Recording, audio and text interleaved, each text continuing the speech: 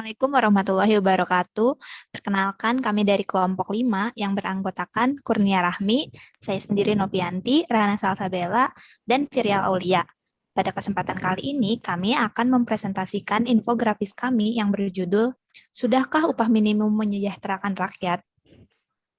Kebijakan upah minimum telah menjadi isu yang penting dalam masalah ketenagakerjaan, baik di negara maju maupun negara berkembang. Di Indonesia sendiri, kebijakan upah minimum pertama kali diperkenalkan pada awal tahun 1970.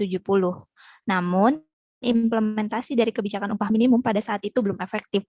Kebijakan upah minimum mulai digunakan sebagai instrumen yang penting bagi kebijakan pasar tenaga kerja oleh pemerintah Indonesia pada akhir tahun 1980. Hal ini berawal dari adanya tekanan internasional sehubungan dengan pelanggaran terhadap standar kerja internasional di Indonesia pada saat itu. Otonomi daerah juga membawa perubahan pada kebijakan upah minimum yang sebelumnya ditetapkan oleh pemerintah pusat dan provinsi secara umum hanya memiliki satu tingkat upah minimum saja. Setelah otonomi daerah, pemerintah daerah memiliki kebebasan dalam menentukan tingkat upah minimumnya. Dan setiap kota atau kabupaten diberi kebebasan untuk menentukan tingkat upah minimumnya sepanjang tidak berada di bawah tingkat upah minimum provinsi. Komponen upah minimum di Indonesia mengalami perubahan dari waktu ke waktu. Pada awal berlaku, kebutuhan fisik minimum digunakan sebagai komponen penentu upah minimum. Sejak tahun 2005 hingga kini, kebutuhan hidup layak digunakan sebagai komponen penentu upah minimum. Penggunaan komponen ini dinilai sebagai sinyal yang baik dalam peningkatan kesejahteraan pekerja. Seperti yang sudah dijelaskan sebelumnya, adanya otonomi daerah menyebabkan pemerintah kota atau kabupaten dapat menentukan tingkat upah minimum. Pemberian wewenang ini memiliki dampak yang besar terhadap tren upah minimum. Ditambah semakin kuatnya serikat pekerja dan memiliki pengaruh yang signifikan terhadap kenaikan upah minimum. Hal ini berlaku juga di Surabaya. Seperti yang terlihat di grafik, setiap tahunnya tingkat upah minimum kota Surabaya mengalami peningkatan. Lalu selanjutnya terkait ekonomi politik berbasis negara, yaitu menggunakan pendekatan Marsian. Pertama, pendekatan ekonomi politik berbasis negara ini, di mana negara berperan aktif dan lebih dari hanya sekedar kepentingan kelompok ataupun kelas yang diatur melalui otonomi negara. Otonomi negara ini bebas dari pengaruh eksternal dengan tujuan dari pemimpin negara berbeda dengan pemuka masyarakat. Tindakan negara independen dari kelompok negara mampu menolak tekanan dengan menghasilkan kebijakan publik sendiri dengan mampu melindungi kelompok yang tersingkir. Dalam teori ini terdapat 4 pendekatan, yakni ada pendekatan utilitarian, Marxian, statisme, dan transformasional atau biasa disebut historis struktural. Dan di sini ada pun pendekatan Marxian yang kami gunakan untuk kasus selanjutnya. Pendekatan Marxian merupakan pendekatan yang digunakan dalam kasus ini ketika alat kepentingan kelas buruh untuk mencapai tujuan masyarakat sosialis.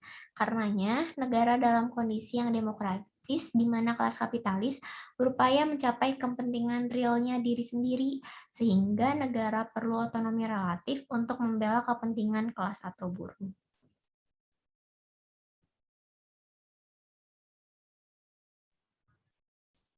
Selanjutnya adalah dapat dilihat di sini, kita lihat dulu upah minimum Indonesia secara umum.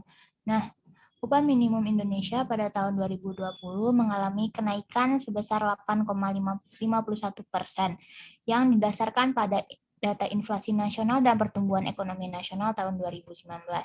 Nah, dilihat juga sektor ketenagakerjaan juga terdampak, dapat dilihat dari angka pengangguran nasional yang meningkat dari 5,23% pada 2019 menjadi 7,07% pada 2020. Hasil survei dampak COVID-19 terhadap pelaku usaha yang dilakukan oleh BPS tercatat bahwa hampir seluruh sektor mengalami penurunan pendapatan dan kesulitan terkait pembayaran upah.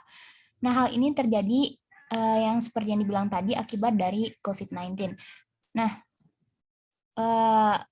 oleh karena itu, dengan kondisi tersebut, keluarlah Surat Edaran Menteri Ketenagakerjaan 2020 tentang penetapan upah minimum baru tahun 2021 dalam rangka memberikan perlindungan terhadap pekerja atau buruh. Nah, penyesuaian terhadap penetapan upah minimum ini dilakukan di masa pandemi COVID-19 pada 2021 yaitu sama dengan upah minimum pada tahun 2020, di mana dapat dikatakan tidak mengalami kenaikan. Nah, hal ini juga terlihat dari data BPS Susenas 2020, presentasi kemiskinan meningkat sebesar 0,56% dari 2019, sehingga cenderung mengarah turunnya kesejahteraan pekerja atau bahkan mengarah pada peningkatan angka kemiskinan. Nah, salah satu kasus penyelewengan dana upah minimum dapat dilihat dari kasus PT Panca Puji Bangun, yang berawal dari PT Panca Puji Bangun mempekerjakan 35 orang karyawan di pabriknya, yaitu di Surabaya pada tahun 2004. Nah, PT Panca Puji Bangun ini menggaji buruhnya di bawah UMR, di mana saat itu upah minimum di kota Surabaya sebesar Rp934.500. Nah, upah terendah dibayarkan kepada 10 orang pekerja itu sebesar Rp680.000. Nah, pada tahun 2007, 2 karyawan dirumahkan dengan alasan kinerja keduanya di bawah standar. Nah, tunjangan buruh juga tidak tetap besarnya, berupa uang makan, hadir, dan premi. Oleh karena itu, Bagus selaku Direktur PT Panca Puji Bangun dilaporkan telah melanggar pasal 90 ayat 1 dan pasal 185 ayat 3 Undang-Undang Nomor 13 Tahun 2003 tentang Ketenagakerjaan.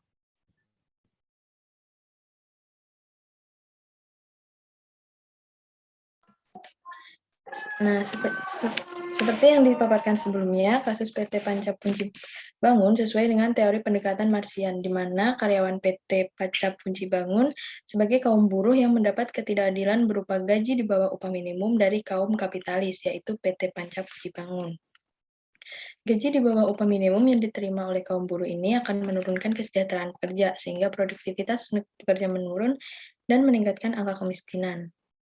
Selain itu, PT Panca Puji Bangun juga merumahkan 2 karyawannya karena alasan kinerja.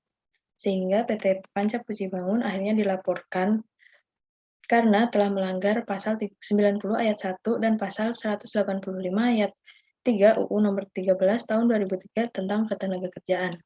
Hal ini sejalan dengan teori pendekatan Marsian, di mana kaum kapitalis cenderung menjadikan kaum buruh sebagai alat untuk mencapai tujuannya tanpa memperhatikan kesejahteraan buruhnya. Sehingga diperlukan peran negara untuk membela kepentingan kelas buruh dari perlakuan semena-mena kaum kapitalis.